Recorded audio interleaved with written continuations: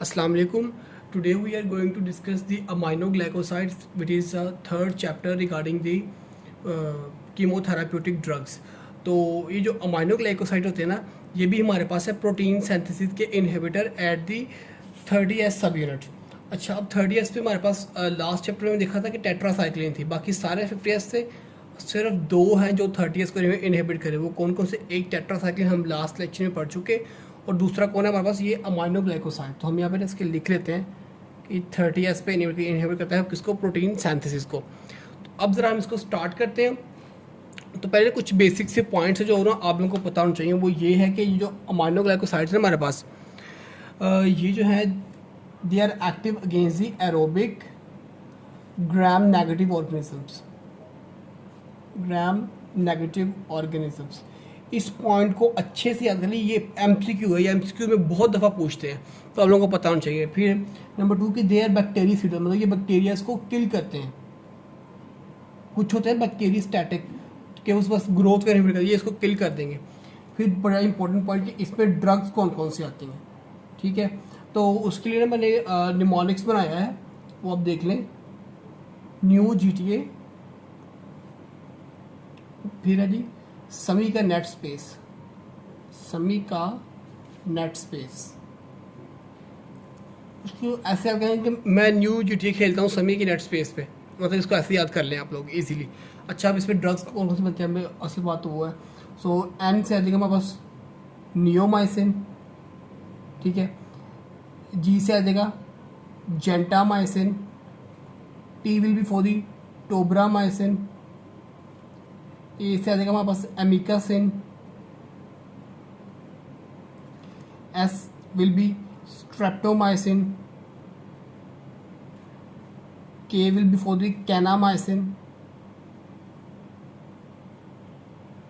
This N will be for the netilmycin, and this last S will be for the spectinomycin. तो ये सारे drugs हैं जो इस पर इंक्लूडेड है, आप इसको ऐसे याद कर लें, ये इजी रहेगा आप लोगों के लिए. अच्छा, अब जो है ना वो नेक्स्ट हम लोग आते हैं इसके मोड पे. ठीक है, तो इसमें ना बड़े इंपॉर्टेंट पॉइंट्स हैं, वो आप लोग याद कर लेना. मैं आपको बताता हूँ कि क्या है इसका जो मेथड है ना जो किलिंग का, वो है हमारे पास concentration dependent killing. Concentration dependent killing. बाकी जो ड्रग्स हैं हमारे पास जो टेट्रासाइक्लिन वगैरह उनकी होती है टाइम डिपेंडेंट किलिंग. तो ये डिफरेंस इसमें कि इसकी होती है कंसंट्रेशन डिपेंडेंट किलिंग. ये भी एमसीक्यू पॉइंट है. ठीक है, फिर एक बड़ा ही इंपॉर्टेंट पॉइंट कि it has post antibiotic effect. Post antibiotic effect, ये भी बहुत इंपॉर्टेंट एमसीक्यू पॉइंट है. इसका मतलब क्या है कि मतलब इसकी अमाउंट जो है ना वो हमारे पास मेजरेबल भी नहीं होगी बॉडी में, लेकिन ये फिर भी इफेक्ट कर रहा होगा हमारे पास. ठीक है, ये होता है इसका पोस्ट एंटीबायोटिक इफेक्ट. और थर्ड पॉइंट कि इसकी हम देते हैं सिंगल लार्ज डोज. तो ये तीनों पॉइंट जो है वो एमसीक्यू के लिए इसके रिलेटेड है, और ये पोस्ट एंटीबायोटिक इफेक्ट तो एससीक्यू में भी आए थे, तो आप लोग याद कर लें. अब हम आते हैं इसकी फार्माकोकाइनेटिक्स के ऊपर.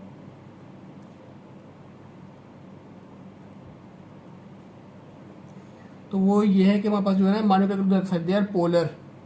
पोलर है तो इसका मतलब क्या है कि ये ओरली एब्जॉर्ब नहीं होंगे. ओरली एब्जॉर्ब नहीं होंगे. ठीक है, तो इसको जो है वो हमें फिर देना पड़ता है गिवन, या आईवी में देंगे हम, या इसको आईएम मतलब इंट्रावेस्कुलर या फिर इंट्रामस्कुलर. बाकी ये कि ये भी बड़ा इंपॉर्टेंट पॉइंट आ गया कि इसकी जो रीनल एक्सक्रीशन होती है. ठीक है, और ये जो रीनल एक्सक्रीशन है ना, it is directly proportional to creatinine clearance.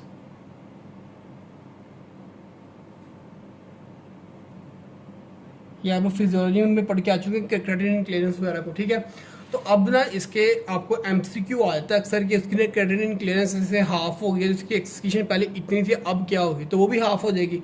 मतलब इन दोनों का डायरेक्ट रिलेशनशिप है. जैसे जैसे क्रेटिनिन क्लियरेंस इंक्रीज, इसकी रीनल एक्सक्रीशन भी इंक्रीज. ये कम तो ये भी कम. ये एमसीक्यू भी आपके एक ना इस बुक के भी एंड पे दिया हुआ, तो आप लोग वहाँ से देख भी सकते हैं. देन आता है हमारे पास इसका मोड ऑफ एक्शन. तो ये मैं आपको बुक से करवा देता हूँ. बुक पे इसकी बड़ी प्यारी डायग्राम है, हम उसी को देख लेते हैं. ये देखिए, ये जो डायग्राम है ना, ये अब ये इसने बताया हुआ नॉर्मली जो प्रोटीन सिंथेसिस है वो कैसे हो रही होती है। वो ये देखें कि हमारे पास पहले इनिशिएशन कॉम्प्लेक्स बनता है कैसे कि 30S सब यूनिट के ऊपर आगे लगता है 50S इनिशिएशन कॉम्प्लेक्स, फिर mRNA आता है, वहाँ से पेप्टाइड चेन की सेंसिस होती है और फिर वो प्रोलॉन्गेशन हो रही है। ये नॉर्मल प्रोसेस है। अब इसने जो है वो इसका मोड ऑफ एक्शन क्या है कि इसने प्रोटीन सेंसिस को इनहिबिट करना है, स्टॉप करना है। तो वो 3 मेथड से करेगा। पहला क्या है कि देखो वो करेगा ब्लॉक द इनिशिएशन कॉम्प्लेक्स, मतलब यहाँ पे आके लग जाएगा और इसको इन दोनों को मिलने ही नहीं देगा, नंबर 1। नंबर 2 क्या है जी कि वो करेगा mRNA की मिस रीडिंग। mRNA की मिस रीडिंग होगी तो ये देखो मिस कोडेड पेप्टाइड चेन, ये देखो इसमें ग्रीन ब्लॉक्स है कि मिस कोडेड प्रोटीन्स आ गई, तो ये इसकी मिस कोडिंग कर देगा। और नंबर 3 क्या है कि इसने इस प्रोलॉन्गेशन को इनहिबिट कर दिया, देखो कि इनहिबिशन ऑफ ट्रांसलोकेशन के ट्रांसलोकेशन को यहाँ पे इसने ब्लॉक कर दिया। तो इन 3 तरीक़ों से ये जो है हमारे पास प्रोटीन सेंसिस को इनहिबिट कर रहा है। तो ये हमारे पास इसका मोड ऑफ एक्शन आ गया। अब हम नेक्स्ट देखते हैं कि इसकी रेजिस्टेंस कैसे आती है इस ड्रग की।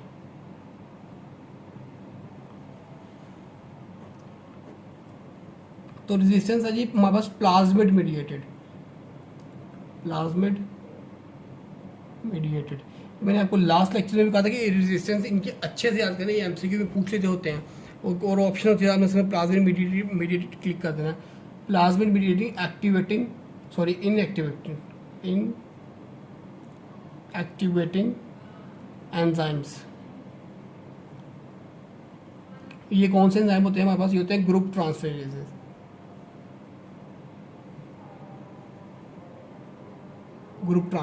ठीक है।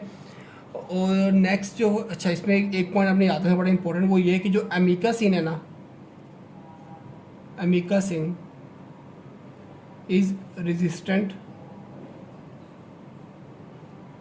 टू दिस एंजाइम, कि अमीकासिन जो है वो इस एंजाइम को भी रेजिस्टेंट है। ठीक है, ये पॉइंट आप लोगों ने याद रख लेना। अब नेक्स्ट हम लोग देख लेते हैं इसके यूजेस। तो यूजेस में ना पहले हम लोग देख लेते हैं जी हमारे पास कि स्पेक्ट्रम क्या है। स्पेक्ट्रम ऑफ जेंटामाइसिन, टोब्रामाइसिन और अमीकासिन, इनको जीटीए से याद कर लें कि इन तीनों का स्पेक्ट्रम, ऐसा सबसे इंपॉर्टेंट स्पेक्ट्रम यही है। तो उसके लिए मैंने जो निमोनिक्स बनाया था वो ये है जी 2S 2P2E और आगे में याद है हुक्म HKM हुक्म। ठीक है, ये थोड़ा सा मतलब डिफिकल्ट है, आप कुछ और बना सकते हैं अगर आपको याद है तो। मैंने इसी तरीके से इसको याद किया, इसको आप फ्लो में लाएंगे तो आपको ये याद हो जाएगा। इनसे बनता क्या है जी, ऐसे आ जाएगा हमारे पास शिगेला आ जाएगा और हमारे पास आ जाएगा सिरेटा। ठीक है, पी से आ जाएगा हमारे पास सूडोमोनास आ जाएगा और हमारे पास आ जाएगा प्रोटियस मिरेबिलिस। ई से आ जाएगा इंटेरोबैक्टर और E coli. H will be for the haemophilus and K will be for the klebsiella and M will be for the mycoplasma. तो सॉरी मोरक्सेला कैटरिल, एम से आएगा मोरक्सेला कैटरिल। तो ये इसकी वो है, इनके अगेंस्ट, इन तीनों ड्रग्स को हम इनके अगेंस्ट यूज़ करते हैं स्पेक्ट्रम। ये एमसीक्यू में पूछ लेते तो आप लोगों ने ना इसको अच्छे से याद करें। वो ना आपको उसने लाइक दिया होगा, इक्वलाई दिया हो और ऑप्शन में इन तीनों को एक ड्रग हो तो हमें पता होगा हमने इक्वलाई के अगेंस्ट को यूज़ कर सकते हैं। तो ये इस तरह से आपका हो गया। उसके अलावा कुछ स्पेसिफाइड है, कुछ स्पेसिफिक वो है डिजीज़ हैं, उनमें हम स्पेसिफिक ड्रग्स दे रहे हैं, वो मैं आपको बता देता हूँ। वो है जी ट्यूलोरेमिया। ये जो ट्यूलोरेमिया होता है ये होता है रैबिट फीवर। ठीक है, और प्लेग, इनमें हम देते हैं जी स्ट्रेप्टोमाइसिन और साथ देते हैं हम जेंटा। ये 2 ड्रग्स हम इनमें दे सकते हैं। ये भी आपका एमसीक्यू पॉइंट है। ये सारे यूज में बता रहा हूँ, ये सब एमसीक्यू में आते हैं, इनको अच्छे से याद कर लें आप लोग। फिर है जी यूटीआईज में, यूरिनरी ट्रैक इन्फेक्शन में हम लोग देते हैं अमीकासिन। देन आ जाता है हमारे पास के नज़ेरिया गोनोरिया में, इसमें हम देखें स्पेक्टिनोमाइसिन। ये कुछ स्पेसिफिक है, इनको अच्छे से याद कर लें। फिर है हमारे पास कि कम्बिनेशन थेरेपी है,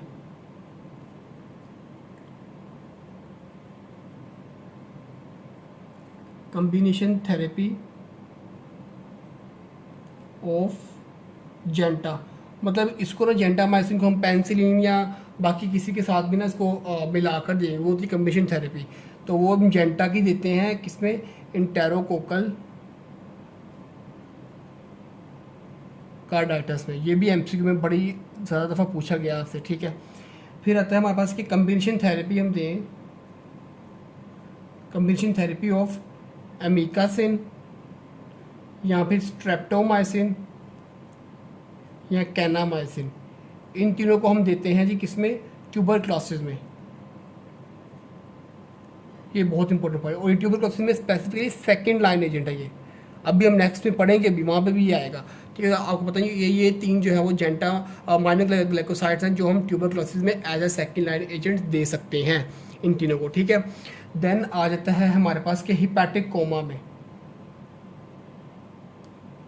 हिपैटिक कोमा में हम लोग देते हैं नियोमाइसिन। अच्छा, ये नियोमाइसिन के कुछ और भी पॉइंट्स हैं कि ये जो नियोमाइसिन है ना, इसका हम प्रोलॉन्ग यूज़ करें ना तो ये हमारे पास लूज मोशन भी करा सकता है, ठीक है। तो ये हमने ज़रा याद रख लिया, ये एक दफ़ा एमसीक्यू में भी पूछा जा चुका है। तो ये हमारे पास इसके यूजेस भी क्लियर हो गए। अब है हमारा लास्ट और सबसे इम्पॉर्टेंट पॉइंट, वो है टॉक्सिसिटी। उसको भी याद रखने का बड़ा ही आसान एक निमोनिक है हमारे पास, वो क्या जी, ये क्या है, अमाइनो ग्लाइकोसाइड। तो इन्हीं के नाम से हमने निमोनिक बना लिया, अमाइनो, AMINO, ये है निमोनिक। अब इसमें M is for the neuromuscular blockade, या आप इसी में जाके मस्कुलर ब्लॉकेज,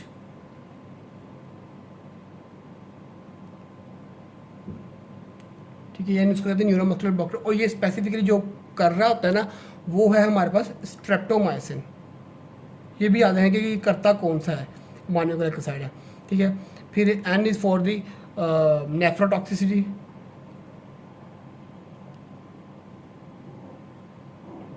और ये जो है हमारे पास स्पेसिफिकली कॉज की जाती है जेंटामाइसिन से, ये जेंटामाइसिन करता है। फिर है ऑटोटॉक्सिसिटी। तो ये जो ऑटोटॉक्सिसिटी डिटेल में करना है इसलिए मैंने अलग लिख दिया ऑटोटॉक्सिसिटी। अब ये क्या, दो टाइप की हमारे पास, मतलब ये ईयर रिलेटेड है, ठीक है ना। तो एक होगी ऑडिटरी, आपको पता ही है कि हमारे पास ईयर में ये दो ही काम होता है, ऑडिटरी सिस्टम और वेस्टिब्यूलर, तो ये दोनों की हो सकती है। अब ये जो ऑडिटरी है ना, ये हमारे पास हो सकती है अमीकासिन से और कैनामाइसिन से, AK से, ठीक है, AK से। और ये जो हमारे पास है वेस्टिब्यूलर, ये हो सकती है GTS से, जेंटामाइसिन, टोबरामाइसिन और स्ट्रेप्टोमाइसिन, ये तीनों करते हैं वेस्टिब्यूलर, और ये करते हैं ऑडिटरी। और ये ऑडिटरी है ना, इट इज़ मोर इरिवर्सिबल। ये भी MCQ में आया हुआ कि इन दोनों से ज़्यादा इरिवर्सिबल कौन सी है, वो ये है। और ऑडिटरी कौन कर रहा है, वो ये 2 ड्रग है, वेस्टिब्यूलर कर रहा है वो ये 3 ड्रग है। यहाँ पे हमारे पास जो है ये टॉपिक हो गया क्लियर। अच्छा, मैंने ना वो MCQ देखा, मैं क्या आपको लोगों को बता दूँ, ये जो ये पॉइंट था ना कि रीनल एक्सक्रीशन और क्रेटिनिन क्लियर का डायरेक्ट रिलेशनशिप, तो इसका एक MCQ था आपकी बुक में, मैं आप लोगों को ना वो दिखा देता हूँ ताकि आप लोगों को ये कॉन्सेप्ट भी क्लियर हो जाए। तो ये MCQ है वो, ये देखें, उसने बताया हुआ कि 72 kg patient with creatinine clearance of 80 ml per minute has a gram negative infection, amikacin is administered intramuscularly at a dose of 5 mg per kilogram every 8 hours and the patient begins to respond. After 2 days the creatinine clearance declines to 40 liters. Creatinine clearance हो गई 80 से कितनी होगी, 40, मतलब half हो गई है, ठीक है। तो assuming that no information is available about amikacin plasma levels, what would be the most reasonable approach to the management of the patient at this point? तो अब अगर ये हाफ होगी तो मतलब कि वो ड्रग की अमाउंट भी हाफ हो जाएगी। तो ड्रग की अमाउंट क्या देता है, वो 5 mg देता है पर kg, ठीक है। क्योंकि मैं रजिस्टर भी करके दिखाता हूँ आपको, इसी भी करते हैं। तो वो 5 mg पर kg वो दे रहा था, ठीक है। तो अब वो क्या होगा, हाफ, तो हाफ इसका क्या होगा, 2 mg पर kg, 2.5 mg सॉरी। तो अब उसका वेट कितना था, 72 kg ना, तो ये 2.5 को करो मल्टीप्लाई 72 से, हमारे पास आ जाएगा 180, ठीक है।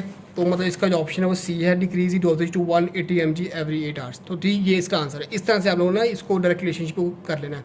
बाकी आप लोगों को अगर इसमें अभी भी कोई भी कन्फ्यूजन है तो आप लोग जो है वो कमेंट्स में पूछ सकते हैं। इसकी पिक्चर जो है मैं अपने FB पेज पे अपलोड करके उसका लिंक डिस्क्रिप्शन में डाल दूँगा। Thanks for watching.